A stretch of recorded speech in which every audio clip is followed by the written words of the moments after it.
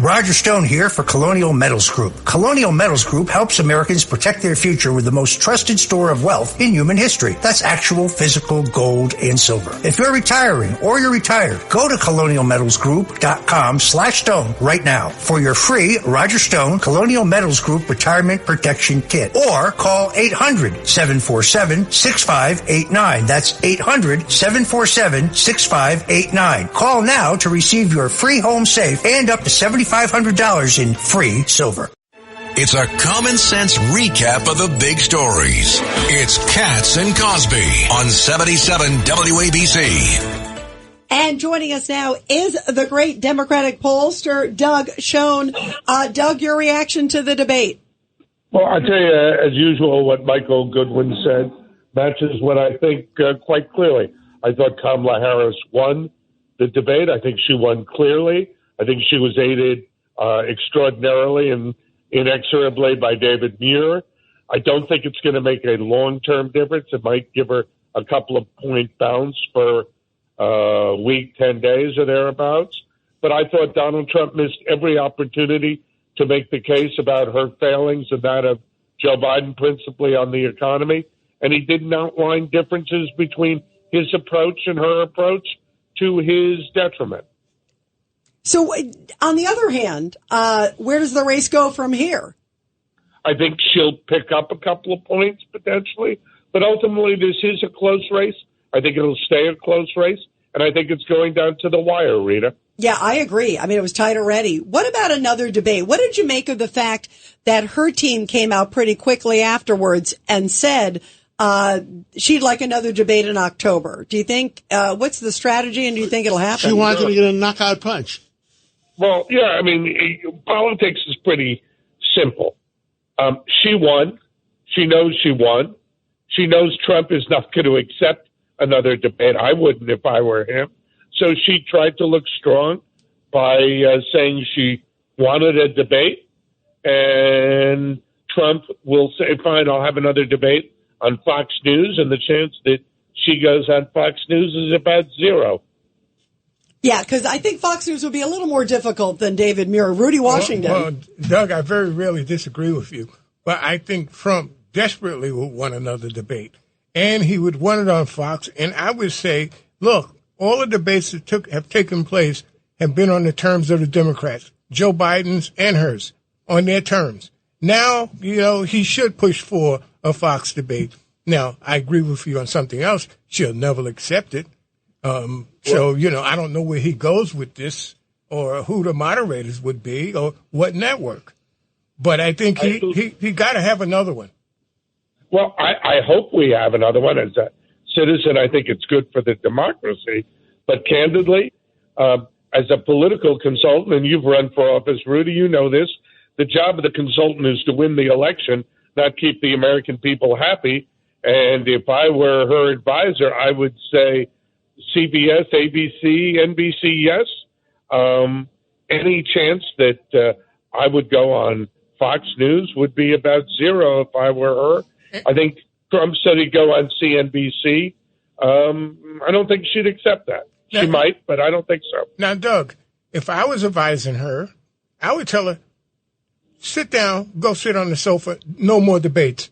And I would do maybe another Dana Bash or, early November, George Stephanopoulos or something, interviews. I would not do another debate. She came out on top. I would leave it alone. I agree. Completely agree. Well said. Exactly how I see it. Yeah, which is why you think it's just a baiting technique. Exactly. Yeah. What do you make, though? What's interesting? We were just talking before about how the independents, some of the polling was showing like the independents and the Republicans seemed to be in line almost last night. I was looking at some of the polling today, and it looks like they were happy when he was talking about crime because it's something they care about. They were happy when he was addressing economy. We all feel it. They were happy when he was talking about border. And they seem, so what do you think Trump needs to do now? Because it seems like his issues are in line with where many independents and obviously many others are. That's exactly right, Rita. Independents want to vote against Biden's policies. The problem is Trump gave them far less opportunity to align with him and his approach because he didn't talk about it enough. I know that what you're saying about the polling is right. The problem is Trump didn't hammer these issues. He just got angry and he took the bait about things like the size of rally crowds. He should have said, it's not about the size of my rallies. It's about the impact of inflation. Doug, it's about the cost of groceries, gasoline. That's what people are worried about. Doug, your evaluation, was he just tired? Was he not prepared? What do you think went wrong? I mean, and he had such a mean look in his face at the beginning of the debate. I think he was a little tired.